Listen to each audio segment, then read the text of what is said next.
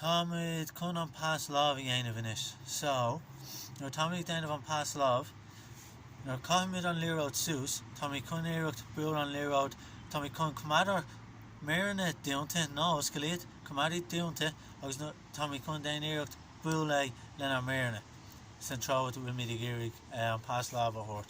Ar go leor. So mar an ggéine, an bailach nuair raibh míad caithfí sús, nuair raibh míad buail an líróid, táid chun caithfí sús cúpla uair, anas nach bhfuil míad caithfí amach nó caithfí róáard.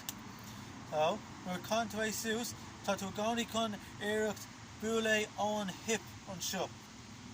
So, caithfí sús, Pas Lámha. So tá méarna dúnta, tá ag ceacht ó hip le an lámh. So caithfí sús, Pas Lámha.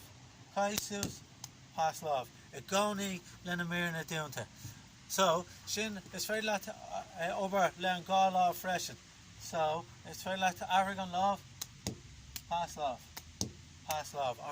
An bailach chéine ar an gá taobhanna.